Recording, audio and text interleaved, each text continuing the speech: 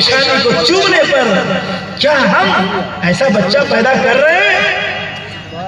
کیا ہم نے بچوں کی ایسی تربیت کی ہے؟ کیا ہم نے بچوں کو ایسی تربیت دی ہے؟ کیا ہم نے بچوں کو ایسی تعلیم دی ہے؟ یہ پگڑی کافی نہیں ہے، ہمارے اکابر اس پگڑی کے قائل نہیں ہیں۔ ہمارے اکابر کو پگڑی اس کو دیا کرتے تھے جس کے بارے میں مکمل اعتماد ہو جاتا تھا کہ ہاں یہ بچہ اب اس لائق ہو گیا ہے کہ خود تربیت پائے گا اور دوسروں کی تربیت کرنے والا ہو جائے۔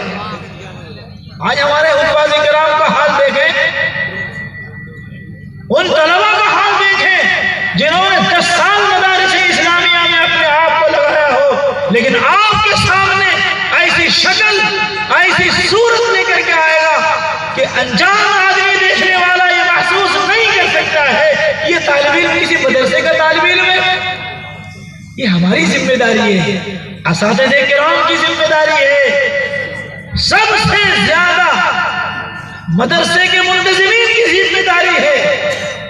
صرف سیکریٹری بن جانا، انتظامیہ کار بن جانا، مشیر کار بن جانا یہ کافی نہیں ہے۔ اللہ رب العزت نے یہ عہدہ دیا ہے، یہ عہدہ امانت ہے، اس عہدے کو امانت سمجھ کر کے استعمال کیا جائے اور صحیح طور پر مدرسے کے اساتذہ، ان کے طلبہ کی خدمت کی جائے۔ یہ ہے امانت کی ذمہ داری کو ادا کرنا۔ تو سرکار دو عالم صلی اللہ علیہ وسلم کہتے ہیں اگر تم یہ چاہتے ہو، تم سے محبت ہو تو سچ بولنا پڑے گا، جھوٹ سے بچنا پڑے گا۔ آج ہمارا معاشرہ جھوٹ کی بنیاد پر برباد ہو رہا ہے۔ کون سا انسان ایسا ہے جھوٹ نہیں بولتا ہے؟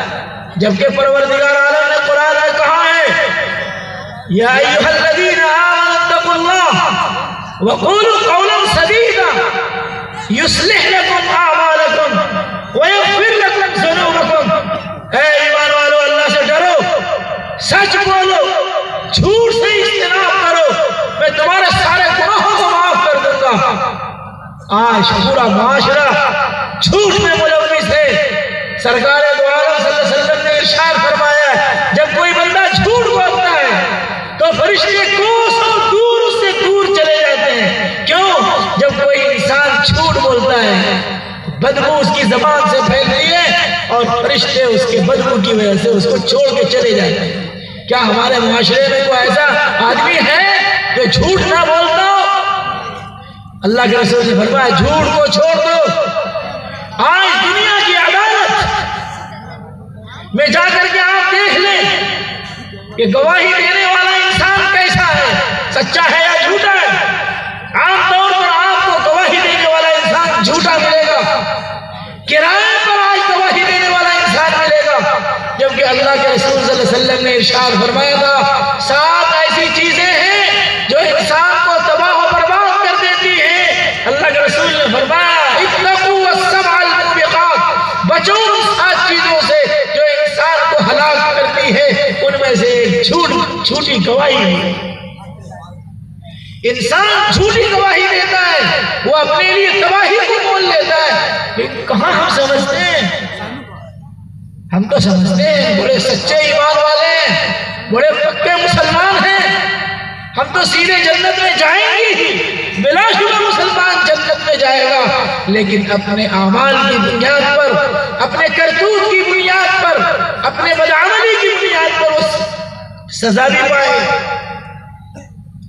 تیسری چیز اللہ کے رسول صلی اللہ علیہ وسلم نے فرمایا ہے اگر تم چاہتے ہو کہ تم مجھ سے محبت کرو، میں تم سے محبت کروں، تو تیسرا کام کرنا پڑے گا کہ میرے احکام کی پیروی اور اتباع کرنی پڑے گی۔ ہاتھ اٹھا کر کے بتائیں ہر آدمی کہ کون سا بندہ آج ایسا ہے جو اللہ اور اس کے رسول کے احکامات کی پیروی کرتا ہے۔ سچے دل سے ہاتھ اٹھا کر کے بتائیں کہ صحیح معنی میں کما حق ہو، تمام چیزوں میں ہم اللہ اور اس کے رسول کے احکام کی پیروی کرتے ہیں، چاہے وہ حفاظ کرام ہو، چاہے وہ علماء کرام ہو، چاہے عوام الناس ہو، ہر ایک کے لیے یہ چیزیں ہیں اللہ اور اس کے رسول کے احکامات کی پیروی کرنی پڑے گی، ورنہ کام نہیں چلنے کو۔ میں نے جو حدیث پڑھی ہے، اللہ کے رسول نے ارشاد فرمایا الناس کلہم ہالکون الا العالمون، سب ہلاک ہو جائیں گے صرف عالم بچیں گے۔ آگے فرمایا والعالمون کلہم ہالکون الا العاملون، عالم بھی ہلاک ہوں گے، وہ عالم بچیں گے جو اپنے علم کے مطابق عمل کرتا ہو۔ اور پھر آگے فرمایا والعاملون کلہم ہالکون الا المخلصون، وہ عالم جو اپنے علم کے مطابق عمل کرتا ہو اور خالص اللہ کی رضا کے لیے عمل کرتا ہو، وہ بچیں گے۔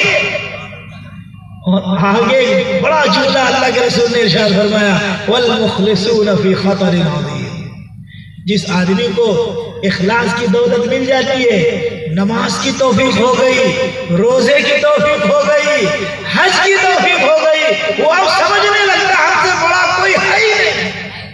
اللہ کے رسول نے فرمایا گھبراؤ مت، ناز مت کرو، غرور مت کرو، تکبر مت کرو اپنے اعمال کی بنیاد پر۔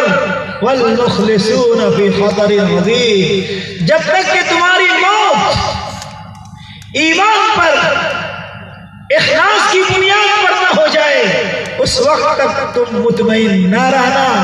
یہ شیطان تمہارے پیچھے پڑا ہوا ہے، تمہیں ورغلائے گا، تمہیں دھوکہ دے گا، پھر تم کو گڑھے میں ڈالنے کی کوشش کرے گا۔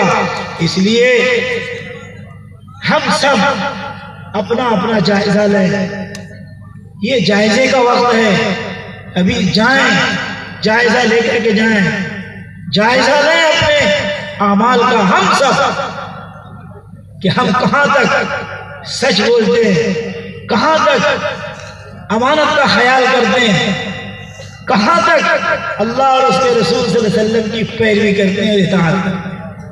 امام مالک رحمۃ اللہ علیہ کہتے ہیں قرآن میں آیا ہے کمی بیشی کرنے والوں کو ہلاکت ہو، وَيْلٌ لِّلْمُطَفِّفِينَ، ہلاک و برباد ہو جائے وہ انسان جو معاملات میں کمی بیشی کرتا ہو، لینے کی باری آئی تو پورا لیا اور جب دینے کی باری آئی تو کم دیا۔ امام مالک کہتے ہیں لِكُلِّ شَيْءٍ تَطْفِيفٌ وَلِكُلِّ شَيْءٍ وَفَاءٌ، ہر چیز میں کمی اور بیشی ہے۔ علماء کرام کی جماعت ہے، عوام کی جماعت ہے، ہم کو مدرسے والوں نے جو وقت دیا ہے، آپ کو سرکاری نوکری ملی، سرکار نے جو وقت دیا ہے یہ امانت ہے، اس میں کمی کرنا اور بیشی کرنا یہ تطفیف میں داخل ہوگا۔ پیسے تو ہم 24 گھنٹے کا لیں اور کام 6 گھنٹے کریں، آفس میں 10 گھنٹہ کام کرنا ہے، 5 گھنٹہ کام کر کے سیدھے گھر چلے آئیں، یہ بھی کمی ہے، پکڑ ہوگی اس پر پروردگار عالم کی جانب سے۔ اس لیے ہم سب کو کوشش کرنا ہے کہ ہم آپ دنیا کے مومن مومنات اللہ اور اس کے رسول صلی اللہ علیہ وسلم کے احکامات کی پیروی کرنے والے بن جائیں۔ جب پیروی کرنے والے بن جائیں گے تو رب ذوالجلال کا وعدہ ہے وہ حکومت، وہ سلطنت، وہ بادشاہت جو تم سے چھین لی گئی ہے ہم اسے لوٹا دیں گے، لیکن لوٹانے کے لیے وہی شرط ہے جو شرط مکہ مکرمہ دیکھنے کے لیے، مکہ مکرمہ دیکھنے کے لیے کیا شرط تھی؟ صحیح النسل کا ہونا، جنت میں داخل ہونے کے لیے شرط ہے ایمان کا ہونا اور عمل صالح کا ہونا۔ اس لیے علماء نے لکھا ہے جس طرح ہر انسان کا ایک دوسرے پر حق ہے، قرآن کا بھی حق ہے، قرآن پر ایمان لایا جائے، قرآن کریم کی تلاوت کی جائے، قرآن کریم کے معانی کو سمجھا جائے، قرآن کریم پر عمل کیا جائے اور قرآن کریم کی بات کو دوسروں تک پہنچایا جائے۔